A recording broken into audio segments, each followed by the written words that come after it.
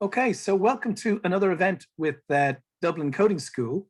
This time it's one of our lunchtime events, and it's going to be looking at an introduction to cybersecurity, which is a course that we're going to be launching very soon. So we just thought we'd put a little taster into what the topic is about, and introduce some of the topics that the course might cover. We're very lucky to have an expert speaker here, Sarah-Jane, who I'll introduce in a moment. But before I do, I'll maybe just for anybody who's watching who doesn't know who we are, just introduce who Dublin Coding School. So we're a new tech education provider in Ireland.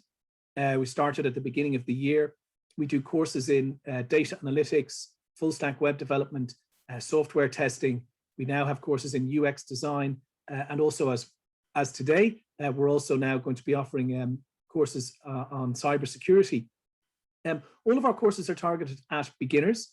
So you don't have to have any prior knowledge, but our lecturers will bring you through. All of our lecturers are professionals working in the field. So we've got people from Bank of Ireland, from TikTok, Wayfair, from the large American platform Rent the Runway, among others. So you're learning from people, you're learning how to do a job from the people already doing it. And the courses are short, they're maybe 8 weeks long, but they're quite intensive. So they're evening courses, about 9 hours per week, learning from these professionals. And on all of them, you're working and building up a portfolio. So they're very vocational. I'll maybe talk a little bit at the end about how it all works and something else. But before I hand over, I should actually mention the Career Centre. So we have the school where you learn the hard skills. Then we have a Career Centre where where we help you with your CV, your online presence. And then we have partner companies who we share your CV with to get in and have junior roles and internships. So that's a bit about what the Dublin Coding School is. I'll maybe now just let Sarah-Jane introduce herself and her background in cybersecurity, because she'll do it far better than me before we start the main lesson today. Thanks, Luke. Yeah, my name is Sarah-Jane Madden. I am Director of Cybersecurity at a mid-sized US-based software company, SaaS company that operates globally. I've a master's in security and forensics. I've a certified information security professional from the IC² Institute. I've going to age myself and say I've about 20, I've less than 25 years experience in technology. We won't get too exact, but across development, tech ops, and obviously security, done a lot in terms of implementing vulnerability management programs, secure SDLC, and then dealing with incidents, etc. And if any of that doesn't make sense to you, that's perfectly okay. That's why you're here today. Thank you very much. So Sarah-Jane is really advising the school really on cybersecurity. So we're very happy to have her here to present this today, some of the topics. So some of the things we're going to go through today would be covered on our cybersecurity course. But what before I hand over, I just want to let you know, so if you're watching this and you do have any questions, you can type them in underneath on the feed on Facebook, and we'll answer all the questions at the end. So and it doesn't matter how basic the question is, we're here to answer them. So we know it's a course for beginners. So whatever, and I know cybersecurity is quite topical in Ireland at the moment. Also, by the way, if you're watching the recording on YouTube or any other platform, you can also send a question in to info@dublincoding.ie, or even to me, Luke at dublincoding.ie, and we'll get to your question and we'll get back to you if you're watching the recording. So just contact us. More on how to contact us at the end. I'll now hand over to Sarah-Jane to lead today's lesson. Thank you. Thanks, Luke. Okay, I'm just going to share my screen.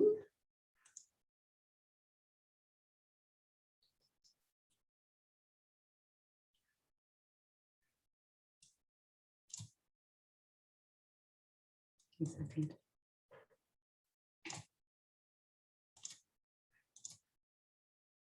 Luke, you might just give me a thumbs up if you're seeing the correct. Yeah, great. That's you can see that now. Yeah. What is cybersecurity? That is always a good place to start when you can see the screen. So what is cybersecurity? Or I'd like to rename this, what is cybersecurity really? So slight hint, not like in the movies, but don't let that put you off. We'll go through what it actually is. And first of all, I'd like to welcome everybody who's watching, and it's delighted to see people having interest in this area, because it's definitely something that's just seeing explosive growth. So this is maybe how perhaps popular culture thinks it is. Some people think it's this, and I won't deny there is certainly an aspect of truth in this, but it's not at all. And despite what you've heard about Colonial Pipeline and HSC and every other attack that hits the news at the moment, and they continue to grow, there's very little of this involved, okay? It is a fulfilling, exciting career to be in, but it is war games. And you need an army of people, and you need an army of people with different skills. And that's what we're going to try to elaborate on today. So cybersecurity is a branch of information technology. There's no two ways about that. So if you're tech averse, it probably isn't the discipline for you. But there are so many roles within cybersecurity. It's very much multidisciplined in and of itself. Okay, so there's all these. This is a rough word map. To put the true word map on this of every aspect of cybersecurity, you wouldn't be able to read it. Okay, technology is ubiquitous. It touches every part of our lives every day now. The reality is, and human nature means that there will be those who then seek to exploit that for their own gain and benefit.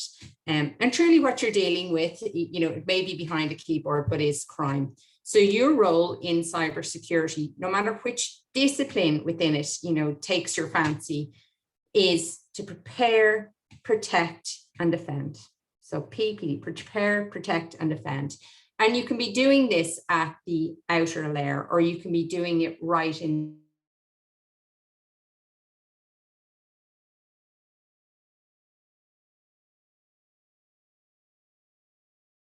You can be defined, but all these disciplines need to work together. But this allows for huge choice, huge diversity within a cybersecurity team. And the one thing that's true is we're no longer talking about just big security companies need cybersecurity people.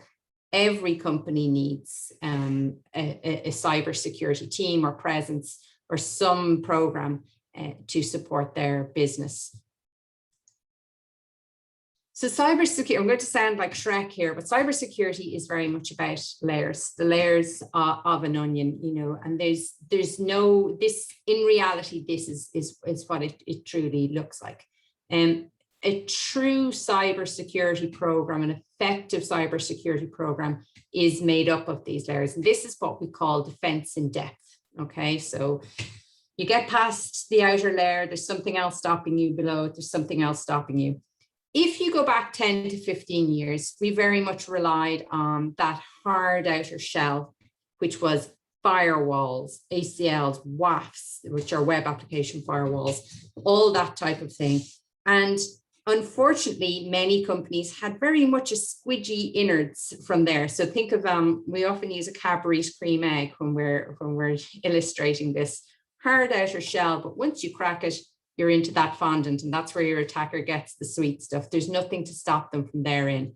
In modern cybersecurity programs, we layer our defenses, okay?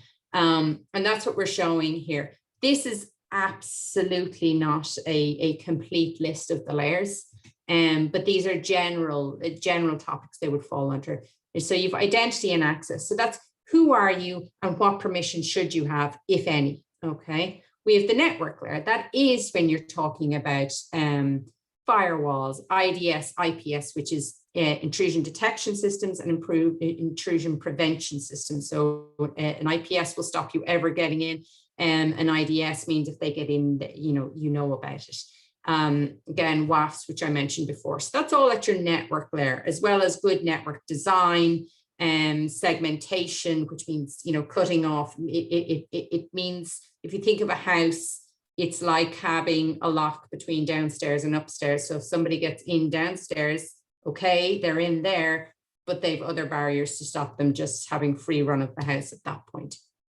So that's what you have at that layer.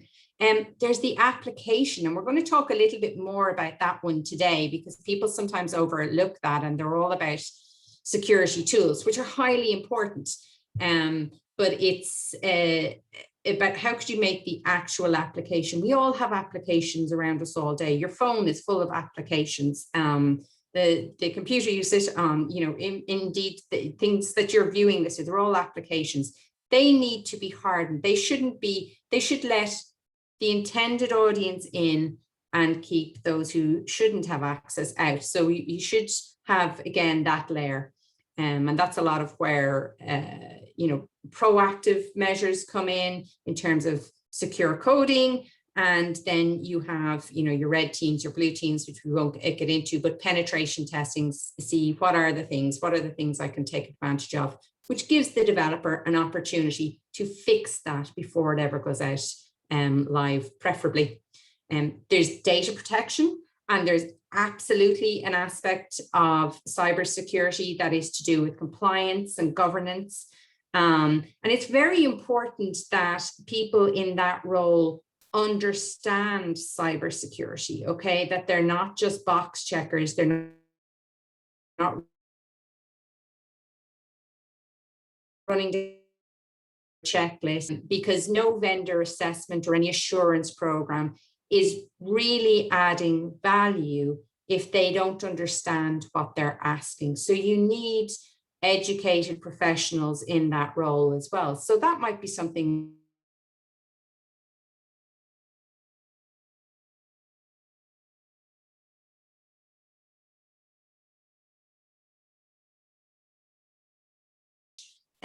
the processing in the environment. You've your perimeter, which is all your edge devices, and then there is there's physical security. It may seem a little strange in COVID times to talk about physical security. Everybody's in their, I don't know, their basement, their bedroom, whatnot, but you know, around data centers and offices, etc. There's a role for people who focus on physical security, be it, you know, badge systems, protocols, processes for allowing people into a utility, and in counteracting social engineering. There are people who come in and you can pay them to do it, because there's real malicious actors do this, and their job is to literally sweet talk their way into where they shouldn't be. So you'll see from that there's lots and lots of different layers to cybersecurity. So that's what I mean about an army of people are required to truly protect the core, and with lots of different skills. So moving on, we are going to focus on application security, because it's one of my pet topics, basically. Your application exists, again, whether it's on your phone, on your iPad, on your laptop, up on big server farms, in data centers, in the cloud. It only exists to provide access to the data.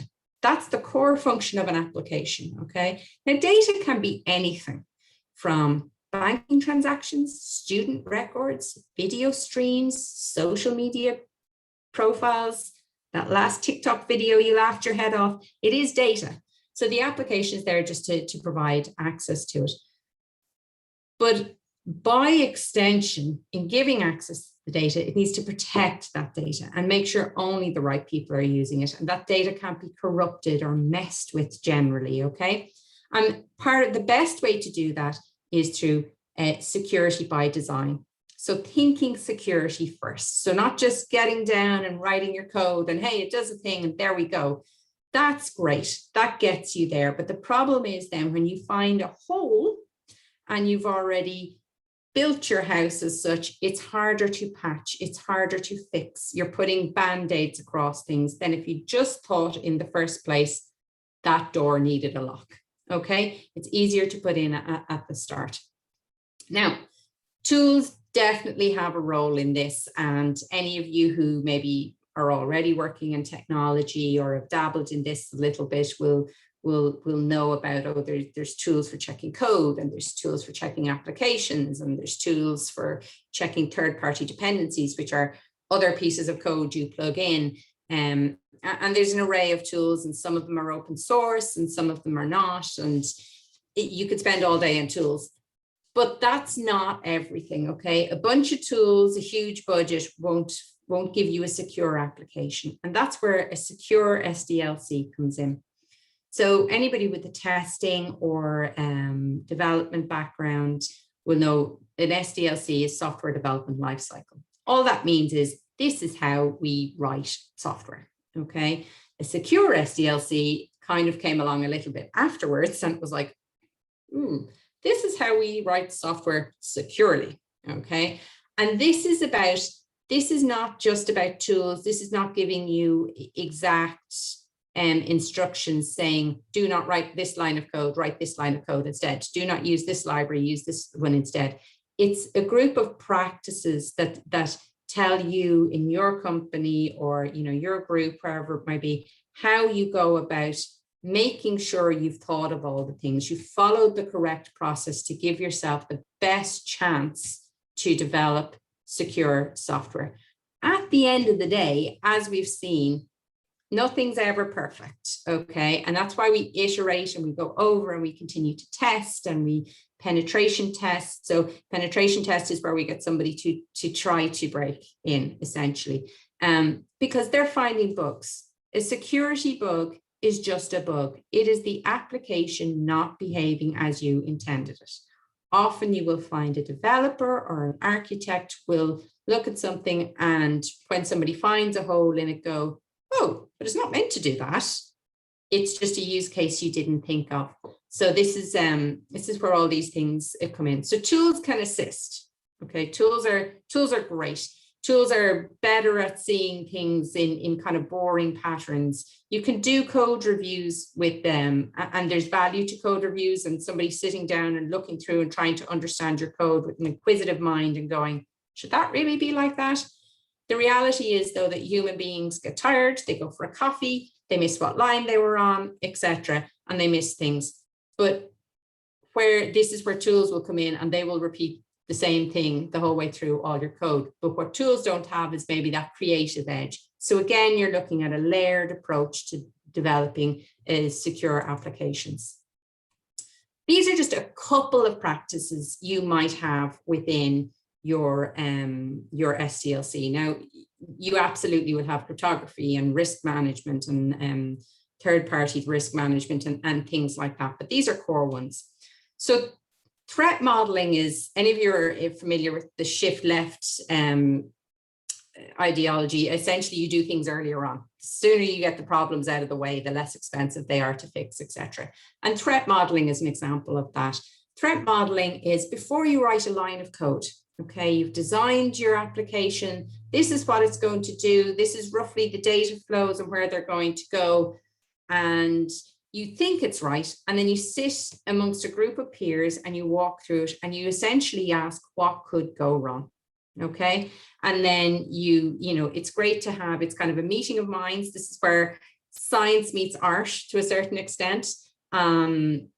Testers are normally great to have in these conversations because they sometimes go, but like that, what happens if I press this button, or what happens if I do this? And as a creator, you can say, but you're not meant to. It's like, but somebody will. So it's asking that. And then you get to design changes in before you've ever written code. So you're not going back and taking things out and trying to change them. You're starting off with a stronger design. So that's what threat modeling is. And it can be done through tools, but it can also be done on a whiteboard or back of an envelope or whatnot when you're back in an office.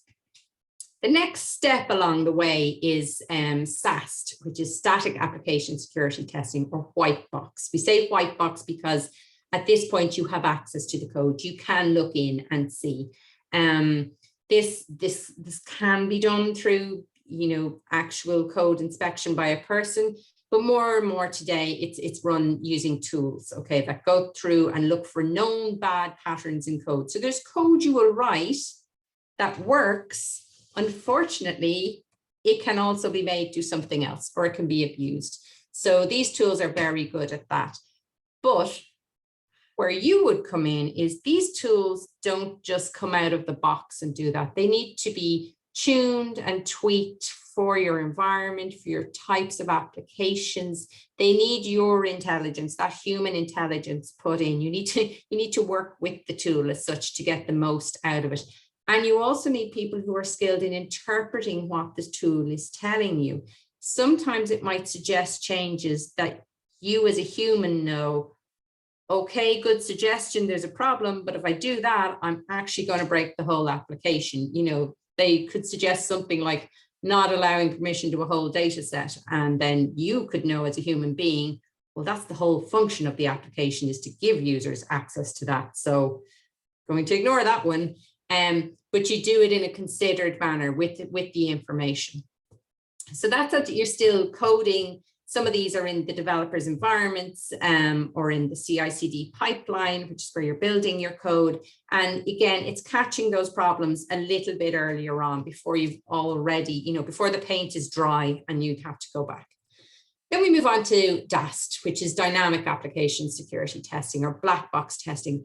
This is your application or your system up and running. Okay, so they no longer have a view of the code. They take the delivered built application and basically poke at it until they break it, you know, make it do things that, you know, were not your intention. And this will actually bring a different set of problems to light. This is much better at finding things like configuration errors, which are one of the chief sources of vulnerabilities nowadays. They're way high up there on things like the OWASP top 10 and things like that. So configuration comes out a lot in DAST. So that's essentially, you've had your code in SAST, but when you plug all the things together to make your application, you introduce other problems that didn't exist in the individual models. When you bring it together, you have other problems. And this is what DAST is really good at picking up on.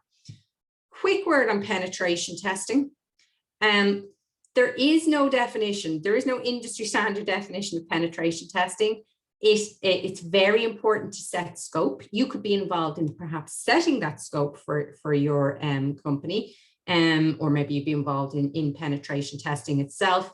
But any tester will tell you that setting the scope at the start is really, really important, okay? So it's things like, is it the entire network? Am I going to try and get into the office past the receptionist? Or are you delivering me a URL to your web application? And just within that context, I'm going to try to break things. So the key thing to take away there is there is no one definition. You set your scope and then you throw everything you've got at it. Again, a science meets art thing, kind of inquisitive mind. What could I do here? Anything goes sort of things. I will say anybody who goes into penetration testing, there are kind of rules of engagement, non-destructive testing. You know, if you find you can drop an entire database, you may have an agreement with the company not to, but just to tell them, hey, you can, and give them an opportunity to fix it and things like that. So that's a whole other area there. And that's sometimes done for certification, and it's sometimes done, you know, just it can be done within a company just to keep testing. And it's a roll up of, you know, your SAST, your DAST, every other method that's going out there. Penetration testing is very tools heavy. So that's where you would learn to use proxies and things like that to intercept requests. I'm talking mainly about web applications, but that's where you would do that type of work. And that's it, Luke. Questions? Great, thank you very much. And that's a really good introduction. Thank you so much. I'll just throw it out there again to the people who are watching now. If you have any questions, just type them in and we will get to them. I've got just a couple here to kick us off. So what would you say would be the top 3 attributes of a really good cybersecurity professional? Because attention to detail. Yeah. Inquisitive or curious or nosy, as I call it. And it's very important to want to keep digging. It ties into the first one. As you keep digging, you must pay attention to what you're seeing, because something you saw that looked innocuous several hours ago, when you piece it together with another piece of information, is important. And yeah, and a good t-shirt game. Point to you, t-shirts are a very important part of cybersecurity, not essential. But yeah, you've got to have that's an inside joke for those in technology. But I will say there that you've got to have attention to detail, and you've got to have patience. Yeah, okay. And what would you say to anyone watching who's thinking, maybe I'll work in that space or that. What advice would you give to someone who's considering a career in cybersecurity and is just maybe looking into it now and researching it, and probably their experience of it is reading about things like the HSE hack or reading about it in the news? I think go into it with a very open mind. If there's one thing I'd like you to take away from our time today, it's that there are so many disciplines within cybersecurity. Okay, so it's a discipline within technology, but there are so many roles within it as well. So as such, you could take it, there's something for everyone. To kind of bring it back to COVID and that, I think, and to draw parallels, I think you could start by saying, oh, I want to do science, and now we all realize, or you might have already realized, well, there's physics and there's chemistry and there's biology. And aren't we all now experts on all the different branches of biology that there are in epidemiology and virology and whatnot? It's the same within cybersecurity. We need people who are looking at SIM logs, which are these log aggregator things in kind of network operation centers and security operation centers. And we need people who are working on secure coding. And we need people in that governance and compliance there. And it's all about the layers. So I'd say, come in, do some broad education and see what tickles your fancy, there's great opportunity to move laterally within cybersecurity as well. So don't get hung up on, if you're not into firewalls and things like that. It's a broader landscape. Okay, so the career path could be quite varied. You're saying branching out, and there's are there a lot of job opportunities in cybersecurity, and how do you view kind of the future of in that respect? Absolutely, and there's whether you like sitting looking at a screen of numbers and that's your thing, whether you've no interest in that at all, and you want to deal, there's huge job opportunities in terms of awareness training and things like that. It's not all about, there's great opportunities, particularly in Ireland, in working for security companies.